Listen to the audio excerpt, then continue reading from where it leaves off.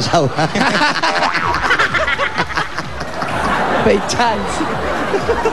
Arali ka dito. Ito, Steven. Pag-usap ka sa amin. Mga isang taon pa para makagraduate ka dyan. Ano?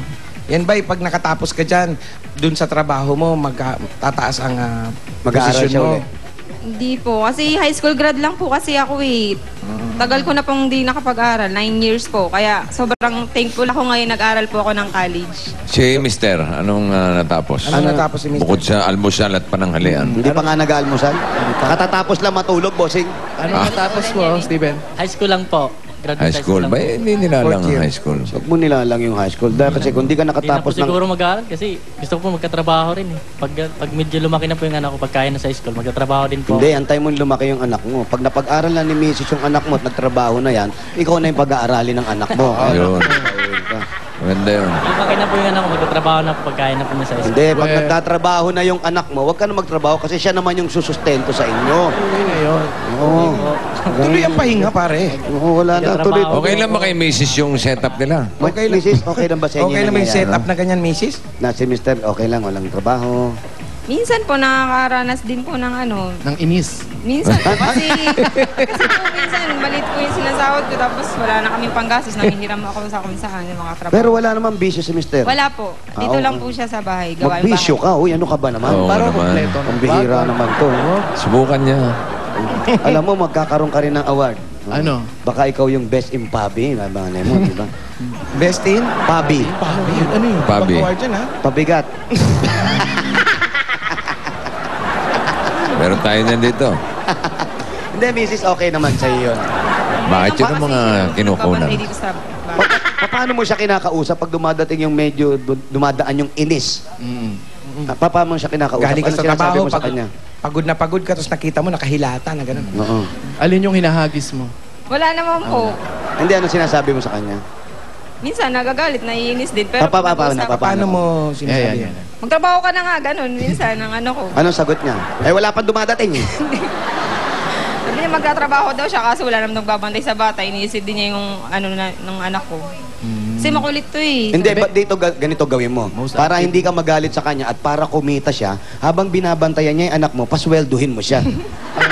Oo nga, ano? Di ba? Para may trabaho May na rin trabaho siya. na siya at may sweldo pa. Kumikita. Yung sweldo niya, ibibigay niya ngayon sa'yo. Oo. At nababantayan pa yung anak nyo. Entrega. Yun, oh. Paikot-ikot. Ano, gusto mo ba yun, pare?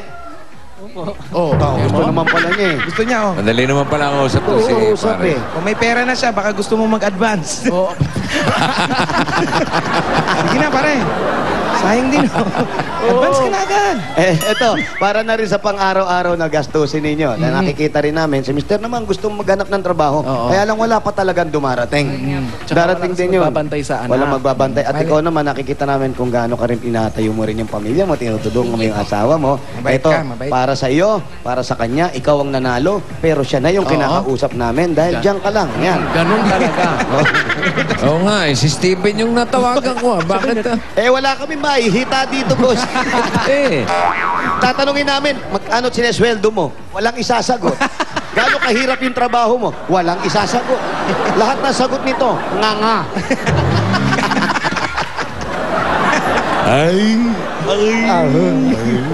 Ayan, malay mo, bukas, umulan ng trabaho. Uulan na. Ayan, pag ulan ng trabaho, Miss, ito na para sa'yo. Ito ang 20,000 pesos. 1, 2, 3, 4, 5, 6, 7, 8, 9, 10. Meron pa. Dali lang. 10, 11, 12, 13, 14, 15. Salamat po talaga. Marami pong salamat sa Itbulaga. Bossing po. Thank you po. Maraming salamat. Happy birthday po. 20,000 pesos. Salamat po talaga ng maraming sa lahat po ng staff ng Itbulaga. Thank you po talaga, bossing. ano ba? Sino ba na? Joey, tsaka lahat po ng staff po sa inyo. Maraming po salamat po sa inyo. Thank you po talaga. Thank you, Lord. Salamat po, salamat.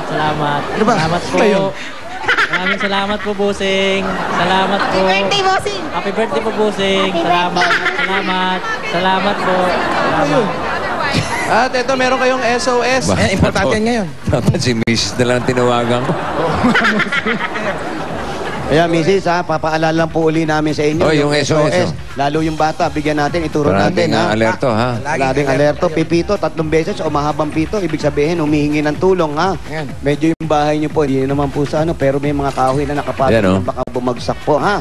Oo. Ingatan Naman po sana. natin. Itong electric fan, itapat niyo po kay Mister pag nakatalikod siya. Huwag na, pag nagkasakit ka, abono na naman si Mrs. Mas lalo Halika pa. na, oh. Oh, ano sasabihin mo kay, bossing? Yeah. Salamat po, Busing. Okay, Maraming sige, salamat. Salamat Okay, po. okay. Yeah, salamat. Ayan. Thank you rin, thank you. Steven, You're maglinis-linis ka. welcome. Yung pong pera, gamitin niyo po sa tama para kung gusto niyo magnegosyo. Ikaw, kuya. Ayan, magnegosyo na kayo para may magawa si Kuya dito. Kaya, kamusta ang... Maraming salamat sa inyo sa Itbulaga. Bossing, thank you po. Okay, thank you Kamusta rin. sa labas? Congratulations. Muulan ba, Brad? Muulan, malakas. Oo, ayaw nating Opo, malakas medyo ano po yung ulan. may madulas dyan, mabasa, o ano. Ang gagawin natin, bubunot tayo ng 7 doon sa mga nag-register na mananalo ng tigte 10,000 pesos. Okay? At kukunan nila dyan sa bahay ni Steven Pavi Gloriane. Number 7, Calantas Street. Okay? Maliwanag? Maliwanag Para, po. bossing. Hindi, madilim ah. Madilim. Madilim, bossing, madilim. Madilim nga. Green and yellow. Ganda oh. Merry Christmas. Yeah. Kulang na lang saging. Eto na oh. Si Judita Viñas. Judita Viñas. 10,000 yan ha? 10,000. 10,000. 1,000, oh. At ito, mga taga Western Bikutan na tagig. Marcelino Sutu... Ha? Sungit? Ano sungit? Marcelino. Surnit. Marcelino Surnit. Marcelino Surnik. Ilalim naman, ilalim. Wala ko sungit na eh. Federico Garcia. Federico 10,000. Punta ka sa bahay ni Steven. Baka Garcia. may trabaho ka na. Bigay mo kay Steven. Glory B. Kanya. Lore Vicania. Tatlo pa. 10,000 pieces. Reynald Valdez. Renald Valdez. Dalawa pa. At may Nokia pa. Nokia pa oh. Oo, dalawa rin yung Nokia. Ha? Yung Nokia para dito sa studio. Yan, okay. Ayos ba?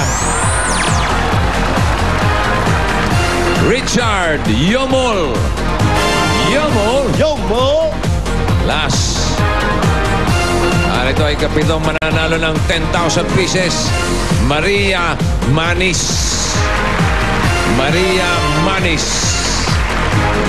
Beto na? Kompleto pa, bossing. Ito na, no? Opo. At dito naman sa studio.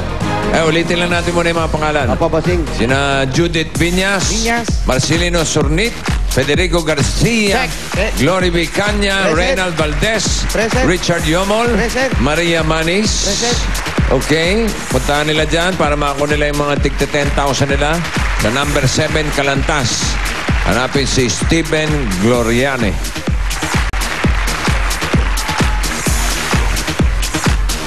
Dito naman sa studio, ha? Dali, Brad, ha? Opo, bossing.